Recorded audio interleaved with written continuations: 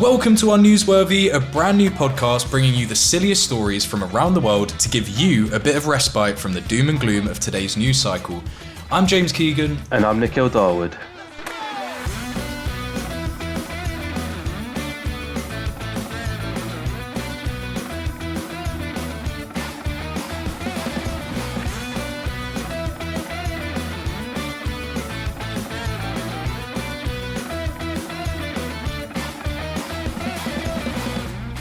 Coming up in today's show, a 50-year-old man pulls a car with his knob. A woman gets caught sneaking onto a plane without a ticket, twice. A strange jewellery heist. And despite Peter's best efforts, a monkey's human rights have been stolen by the courts. All this and more on today's episode of Unnewsworthy. Alright, should we have a little catch-up then? Yeah, let's do it. Do you want me to go first, or do you want to tell me a bit about the UFC? Yeah, you go first. Sounds like you got something interesting. Yeah, I had a little thing that I wanted to bring up on the podcast. Obviously, we're in the end of times now. Society's going a bit interesting. Things are going a bit strange. I think the strangest thing I've seen this week is an actual 1-year-old baby scrolling TikTok in a pram. Like an actual, like a tiny little baby. And you could just hear like the brain rot going as the pram like strolled past. It was a very, very interesting experience. Did you get to see what they were watching? I didn't get a chance. I didn't get close enough. I was scared of the mum actually. But there was another guy who walked past and he did a double take. Like it was really funny. Like he walked past the pram and just couldn't believe what he saw. He just had to turn around and give it another look and then just shook his head and walked off into the distance. And I think a lot of people wanted to say something, but we were all equally as scared of the mum. I mean, she was pretty rough and ready. Yeah, 1 years old, mate, an actual baby. Like I couldn't believe what I was seeing. I think it's going to be interesting, the kids that are coming up. I mean, we had iPad kids, but now we've got TikTok kids. It's a whole nother ball game, isn't it, really? TikTok toddlers, you know. TikTok toddlers. That is terrifying. Yeah, pretty scary stuff. And so you were at the UFC, weren't you, yesterday? It was interesting. I work in the merch, so selling £900 belts and whatnot. £900? Yeah. Fucking hell. What, that's for a replica UFC? Yeah, and they're heavy as well. I put one on my shoulder. They are heavy. Fair play. Is there any metal in that? There better be. I think there is. There's no way it's plastic. There's got to be some sort of precious metal in there for 900 quid. I don't know. I think it's might be like silver plated. Oh my god. Plated. Well, yeah. Stay tuned. There's something coming up with that later, so stay tuned. Nice. Right, so anything else from this week? Oh, sorry. I forgot to mention I went to parkrun this morning. I'm a real life person now. Nice. What did you I'm an actual human. What did you run it in? I don't know. We didn't time it. I didn't want to take my phone around. But we were like sort of middle of the pack, which was good. Nice. We got there like as they were taking off, and we started at the back, but we actually made it to like about halfway. So feeling like an actual real life person today, which is a massive change for me. That's good. And it's been in my calendar. It's been in my calendar since about 2024. I was telling you, you know. So it's good to actually make that not a meme for once and actually fucking go. Anything else on your end? Nothing to report, I don't think. Nothing to report. So should we crack on then with the stories for this week? Yeah, let's do it. Do you want to go first? Coming up is a truly incredible feat of human physicality. A 50-year-old man has managed to pull a 2-ton car up a hill with his knob. Kickboxer John Stevenson became the first person in the UK to pull a car with their crown jewels this week after hauling his Seat Leon 164 feet in under a minute. It's pretty impressive stuff, really, under a minute. And there's even a video of John pulling his Seat Leon up the hill. So if you want to give that a watch, Nick, it's pretty fucking good stuff. All right, we're going to get a live reaction here. Yeah. I'm glad you haven't seen this. This is headline-breaking stuff, really. Oh, it's attached to his... Well, I know I said knob, And I know they're reporting it's his balls, but come on, in the video you can't really tell what part of his fucking manhood he's pulling this car with. Take your trousers down at least.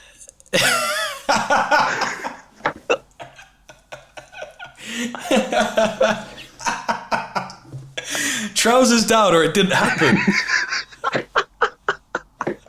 Oh my god. Yeah, he's pulling them with his jeans, isn't he? Yeah. Fucking cheater. The doors are open. So, yeah, we've got to be careful with what we say about John, actually, because the 50-year-old father is a martial arts expert, has previously pulled the A-team van as well as a police car and an ambulance, but none with his knob. He actually looks hard as nails and holds the world record for throwing 300 punches in 30 seconds with a kilogram dumbbells in each hand. So this guy's just got nothing to do. He has got a lot of time, but at least he's doing something with it, I suppose, unlike us. Yeah, better than recording a podcast about it, I guess. Yeah. Would you rather be John or doing a podcast about John? I think I'd rather be John. He's achieving something. So, weirdly enough, John said he hopes, I shouldn't say weirdly, it's a good cause, but not sure how it's related at all, but John says he hopes to raise awareness for mental health through the stunt. I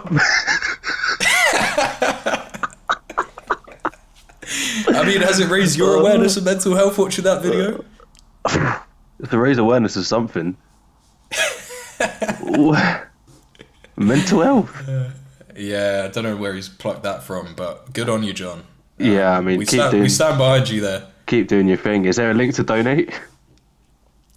Or he just wants you to know. I mean, what would we even be donating? Like, what? If you had to picture yourself with John with a GoFundMe for his next stunt, what would we be paying for here? Would it be the rope? Would it be the jeans? I think it's just a general sponsorship. Right, just sponsoring his activities, whatever fucking random shit he does next. Exactly, you can choose what to do with it. Clearly, he's got more creativity than we do. Well, yeah, definitely. I mean, it's not hard, is it? He's pulling a say out with his knob. Fucking fair play, mate. John said, "I'm always trying to challenge and push the boundaries of what I can and can't do physically. Everything I do it as a legacy for my children so they can look back once I've gone and see what sort of man I was." He said he didn't actually train at all for it, just strapped up and went. There's actually a moment at the beginning of the video, I don't know if you clocked this, where the rope snaps and he just winces in pain. It's quite impressive that he actually continued after that. I mean, he is clearly quite hard. I honestly thought his knob might have fallen off with that. If it was actually attached to his knob, that is. So yeah, fair play, John. We're looking forward to seeing what you pull off next, mate. What can you pull with your knob next is the question. Imagine, right? I'm looking at houses here. Imagine just looking out your window, seeing that. Well, there was actually a great line in the Sun article about this, where they said, it was a brilliant line. They said, bewildered neighbours looked on. And I just thought that was so accurate. I mean, what the fuck would you think if you looked out your window? What's John doing? What's John up to this week? At least he's got his trousers up this time.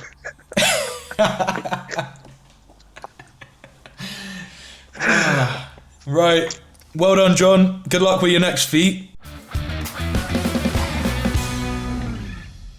She's done it again. Serial stowaway caught on another transatlantic flight. So, I mean, we hear a lot about bumping train these days, but how often do you think about bumping plane?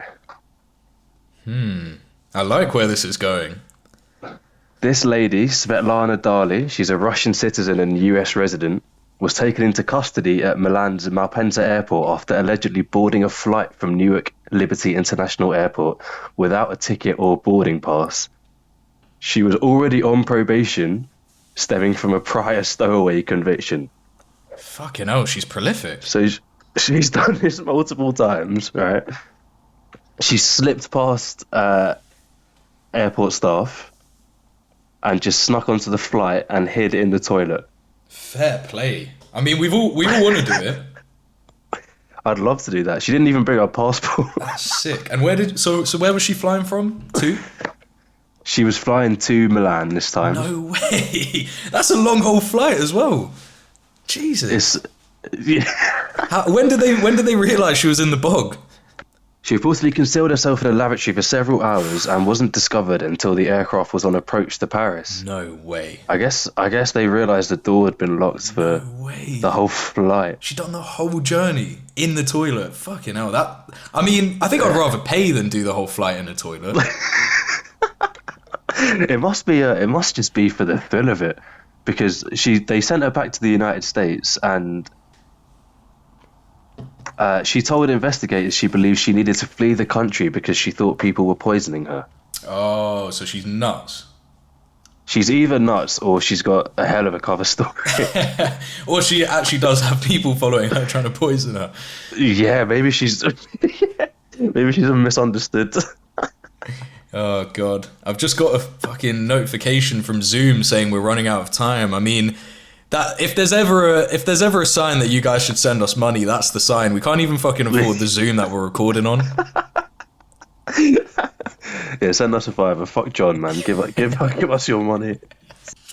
So she's already on probation, right? And she was convicted for flying to Paris. She then self-snitched on herself and told them that she'd also flown to Miami using the same method. Jeez. They're gonna have to start getting ticket inspectors on planes. I mean, they're getting more and more brazen, aren't they, with ticket dodging? I was just in London a few days ago for Mother's Day, and I saw these kids getting on they were about 17 teenagers getting on the tube, and I kid you not, one of them just flicked up on the barrier, there's that bit where you'd put in a ticket in the old days, but obviously no one has a ticket now. They flicked that bit up and just pressed a button and the thing fucking opened. No way. And I was tempted to ask them how they did it, but then I was scared I'd be stabbed by him. Yeah, it's always a risk, isn't it? So I thought, let me just not approach him. Well, recently I've just seen people just barge through. Yeah, it's getting... I saw a guy on Insta. Did you see that guy? He was about 45. And the woman's recording him going, how old are you? He's going, it doesn't fucking matter how old I am. He's like, I'm going to do it anyway. I mean... Can't knock the hustle. That is another level of not giving a fuck, isn't it? You're 45 and you're still bumping train. But then bumping plane. Oh my God. And how old is she? That is... I don't have her age. Mysterious woman, and she's on the run, apparently. According to her. No, she's now... Yeah, she's on the run from something, yeah. We'll find out one day. I think she'll find out one day too. Oh, I don't want to make light of it. Imagine she actually isn't nuts. But she is a Russian citizen, so there's a chance they're trying to poison her. There is a chance. It's a very slim chance, but there is one. There's definitely a chance. I think we need to hear her out. Yeah, we'll get her on next week, so stay tuned for that. And yeah, we can have her in person as well. She can fly over. Yeah, she'll have no trouble with that, will she? She'll be able to get to London, no problem. And on the topic of hitchhikers, it's a bit more tame, this one. It's not quite a Russian dissident on the run from supposed poisonings. This one is a bit more lighthearted, but a hitchhiker nonetheless. So, a fox from Southampton has managed to hitchhike to New York. Southampton, England. Yeah. I like how you had to clarify that before that was funny. There's always going to be a Southampton, New Jersey or something, isn't it? Yeah, he got on the boat for 5 minutes from New Jersey. Yeah, we put that in the podcast, yeah.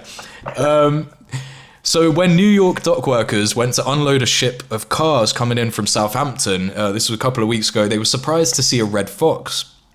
And it's believed that the 2-year-old fox strolled onto the boat in England and hid away from sight for the 2-week journey, only to be discovered on the other side of the Atlantic. The fox is now in the care of Bronx Zoo and seems to be healthy after examinations. One of the zoo's directors said he seems to be settling in well despite the fact that he's gone through a lot. And with the state of the economy right now, I might have to do the same. The fox said that.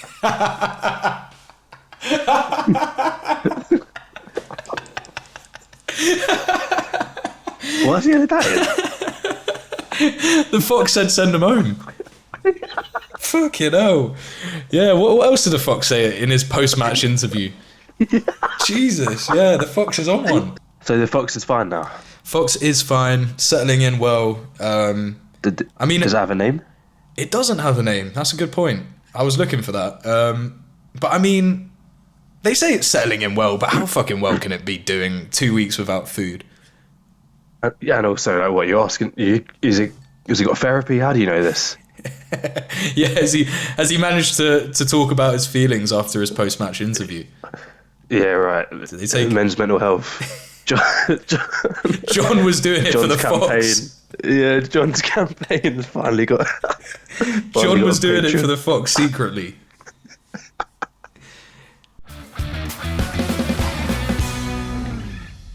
So we've got another animal story here. Nice. Do you remember that extremely famous selfie of the monkey, where the monkey took a selfie with a big smile? Yeah. I love that pic. So, in September 2015, I don't know if you know this, but PETA, the animal rights group. Oh, I thought you just meant. Sorry, I just thought you meant Peter, my neighbour. I was like, who's Peter? Okay, go on. Yeah. PETA.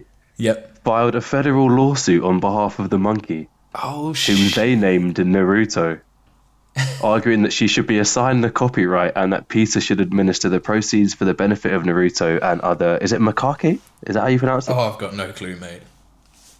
Where the monkey living in the same reserve, right? That's brilliant. So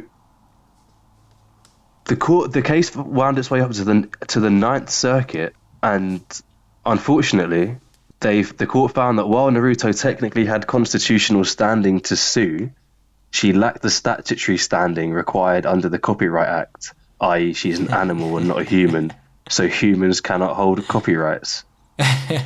What? So unfortunately, the monkey has been robbed of its selfie. So how much did they want for the monkey, and what was it supposed to spend the money on? So PETA were going to spend the money on conserving that species. Right. Okay. But the guy who took the picture, David Slater, he's being a bit of an op about it. He publishes all the images and then demanded removal of anyone else. Like Wikipedia tried to upload it, and he wasn't having that.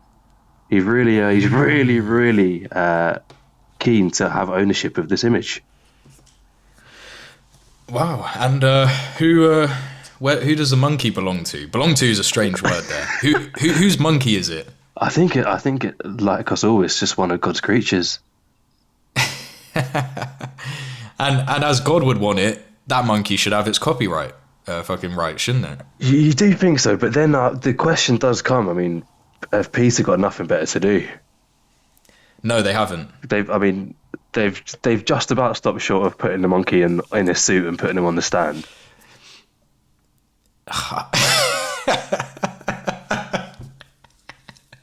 I mean, with Peter as well, I mean, they're not helping their reputation, are they, by trying to represent a monkey in court? Doesn't really have an air of seriousness to it, as serious as it is. I say unserious is the perfect word to describe it. They've named it Naruto. Funny. Why? I think the monkey named itself, mate. Big fan of Naruto. To be fair, he's good on the phone. He is good on the phone. I mean, that 1-year-old's he's better than that 1-year-old. Yeah. I'd like to see Naruto's TikTok feed. Like, what's he having a look at? Just case law. Yeah, just like banana legal cases. I don't know where I was going with that. Banana legal cases. So the US District Judge William Orrick ruled there was no indication that copyright law extended to animals. There is some good news though, if there are any monkey fans out there. David Slater, the guy who took the photos, has agreed to donate 25% of any future revenue from the monkey selfie photos to charities who are working to protect the crested macaque's habitat in Indonesia. How much has he made? They don't say how much he's made, but he would have made a decent wedge off of it. It was, I believe it was at one point the most liked picture on Instagram. Oh wow! What, before that egg? Before the egg, and then there was another most liked thing, wasn't there? There was. It was that Messi Ronaldo chess pick, wasn't it? Oh yeah. The AI pick when they never even met up with each other. For God's sake. Wait, that's not real. No, it's not real. I'm pretty sure anyway. I mean, might have to fact check that, but Nah. This is not a fact-based podcast. I'm gonna have a look. It says they were likely photographed separately and not in the same room at the same time. Oh, that is terrible. Yeah, I mean, how hard could it even be to get them in the same room? I don't think Ronaldo wants to be in that room. Well, he wants to be in the picture, doesn't he? Greedy bastard. Well, interestingly about Ronaldo, he doesn't own the rights to his image at all. Yeah, I saw that. What, he sold it for $1 billion, was it, his rights? Yeah. So anyone can then use his, if they, how does that work? So they pay the guy who owns the rights to his image, and then they can put his face in anything, really. Anything, yeah. Any Tommy Robinson, any. Jeez. Yeah. Should we buy some of that? Should we buy Ronaldo? Yeah. Sorry for the abrupt cut there. You might have noticed. You might not have, considering how professional we are. But we've actually run out of 3 minutes on Zoom. So that's what that was all about. So please do leave a 5-star review. We need to get out of the trenches. I mean, the first step's getting Zoom Premium, isn't it, really? Then we might think about getting the Hitchhiker on and Ronaldo on the week after. But yeah, that's the start. So the last story I have this week, I've kept the good one for the end, really. I've got to be careful with this one though, because it is an active case. So if I do sound a bit like ChatGPT or a bit robotic, you're gonna have to give me a bit of room here, because unfortunately I can't put in too many details. But I thought I should include it nonetheless because it fits the brief for this podcast so well. So this one starts off sounding like it might be news, but trust me, it isn't. So police are currently looking for 4 people in connection with an attempted armed robbery on a jewellery shop in North London, which happened a couple of weeks ago. Our thoughts are with the witnesses, the shop staff and the owners, but there is one detail about the incident which is gaining a lot of traction online. It's been reported that Belezic Jewellery Shop on Green Lanes specialised in gold-plated and steel jewellery. We can't talk about their motives, we can't talk about anything, it's an active case, but it is a strange one. I've had a look online because I was curious how much do gold-plated, things go for. I've seen some decent looking necklaces going for as little as 20 quid. In the footage, a person can even be seen confronting them with what looks like a broom. It's also been reported that people threw water bottles at the suspects as they left. It's important to note that police inquiries are ongoing and no charges have been confirmed as of yet. As well as police inquiries ongoing and no charges have been confirmed, I can confirm that I've got this awesome new necklace on that I got for a £5. Yeah, so... Real gold, is it? Yeah, it's gold, mate, yeah. Nice. And unfortunately, that's all we have time for this week. If you enjoyed that episode of Unnewsworthy, please consider subscribing and leaving us a 5-star rating on Spotify and Apple Podcasts. Thank you for listening. We'll see you next week.